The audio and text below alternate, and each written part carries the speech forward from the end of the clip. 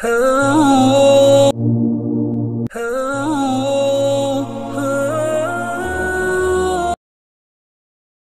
আলোচনা করব হযরত সালেহ আলাইহিস সালাম এবং এর অলৌকিক উট নিয়ে।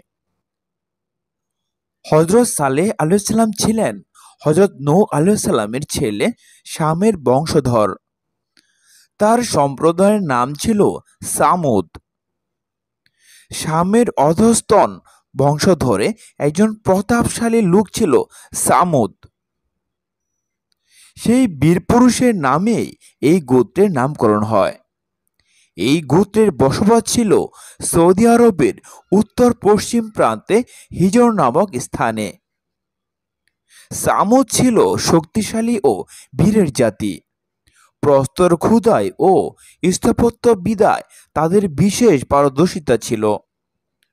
পর্বত খোদাই করে তারা বাসস্থান নির্মাণ করত। সামুদ জাতীয় প্রথমে আল্লাহ ও পরকালে বিশ্বাসী ছিল, কিন্তু কালের বিবর্তনে এক সময় আল্লাহ ও পরকালকে ভুলে যায় এবং মূর্তি পূজা শুরু করে। আল্লাহ তাআলা স্বীয় চিরন্তন বিধান অনুযায়ী তাদের হেদায়েতের জন্য হযরত সালেহ আলাইহিস সালামকে নবী হিসেবে প্রেরণ করেন। সালেহ আলাইহিস সালাম ছিলেন সম্ভ্রান্ত, বিচক্ষণ, প্রজ্ঞাময়, জ্ঞানী ও পণ্ডিত ব্যক্তি। যতদিন তিনি ওহীপ্রাপ্ত হননি এবং মূর্তি পূজা পরিত্যাগ করে আল্লাহর একত্ববাদের দিকে আহ্বান করেননি, গোত্রের লোকজন ততদিন তাকে সমীহ ও মান্য করত। নবুয়ত লাভের পর তিনি তাদেরকে মূর্তি পূজা পরিত্যাগ করে এক আল্লাহর ইবাদত করতে আহ্বান করেন। তিনি বলেন, হে আমার জাতি, আল্লাহর ইবাদত করো। তিনি ছাড়া তোমাদের কোনো উপাস্য নেই। তিনি জমিন হতে তোমাদের সৃষ্টি করেছেন, তার মধ্যে তোমাদের বসতি দান করেছেন। অতএব তার কাছে ক্ষমা প্রার্থনা করো, অতঃপর তারই দিকে ফিরে চলো। সূরা হুদ। সালেহ আলাইহিস সালাম ছিলেন বিশুদ্ধভাষী এবং উচ্চ কণ্ঠের বাগ্মী। বড় বড় সমাবেশে তিনি দাওয়াতের কাজ করতেন। যুক্তির নিরিখে দরদী কণ্ঠে আল্লাহর বাণীসমূহ শোনাতেন। মূর্তি পূজার কঠিন পরিণতির কথা বলতেন, আখিরাতের কথা শোনাতেন, জান্নাতের নিয়ামত রাজির কথা বলে তাদের উদ্বুদ্ধ করতেন, জাহান্নামের ভীতি প্রদর্শন করতেন। কিন্তু গোত্রের লোকজন যেই মাত্র তার মুখে মূর্তি পূজার অসারতার বাণী শুনল, সঙ্গে সঙ্গে হযরত সালেহের প্রজ্ঞা ও পাণ্ডিত্য অস্বীকার করে বলল, হে সালেহ, ইতঃপূর্বে তোমার কাছে আমাদের বড় আশা ছিল। আমাদের বাপ-দাদা যা পূজা করত, তুমি কি আমাদেরকে তার পূজা করতে নিষেধ করো? কিন্তু যার প্রতি তুমি আমাদের আহ্বান করছ, আমাদের তাতে এমন সন্দেহ রয়েছে যে মন মোটেই সায় দিচ্ছে না। সূরা হুদ। সালেহ আলাইহিস সালাম তাদেরকে বিভিন্নভাবে উপমা ও দৃষ্টান্ত বলে বলে বুঝাতে থাকলেন।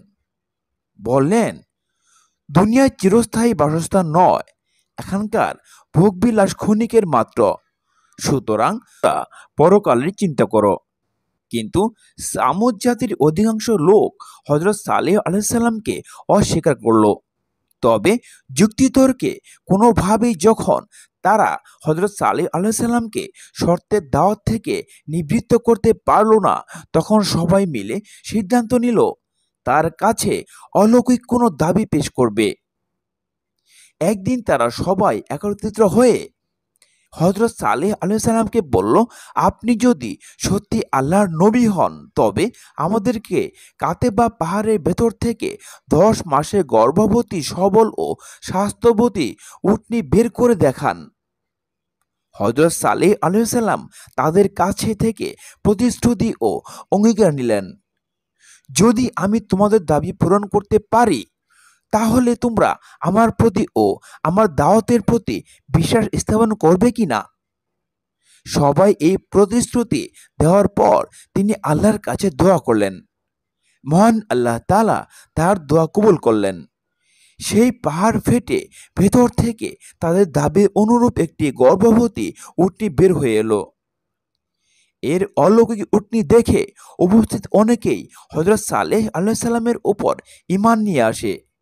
কিন্তু এমন প্রকাশ্য মুজিজা প্রত্যক্ষ করেও কিছু হতভাগা ঈমান আনল না। হযরত সালেহ আলাইহিস সালাম তাদের সতর্ক করে বললেন, আল্লাহর এই উটনীটি তোমাদের জন্য আল্লাহর নিদর্শন।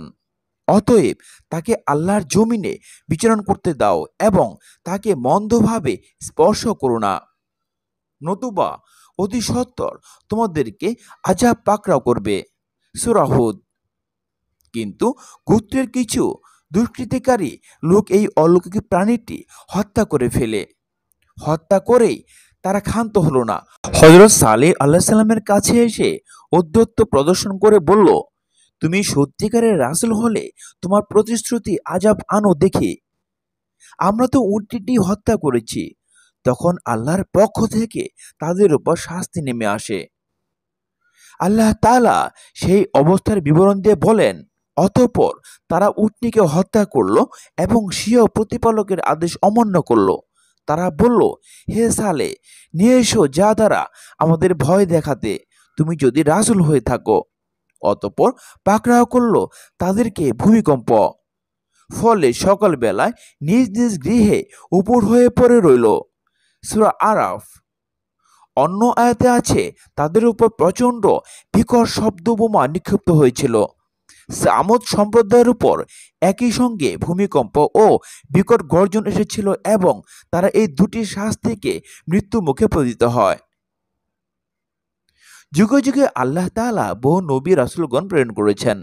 তাদের মাধ্যমে পৃথিবীর মানুষদের হেদায়েত ও পথ প্রদর্শন করেছেন। যারা আল্লাহ ও তার রাসূলগণকে অস্বীকার করেছিল তাদের ভয়াবহ ও রোমহর্ষক পরিণত হয়েছে।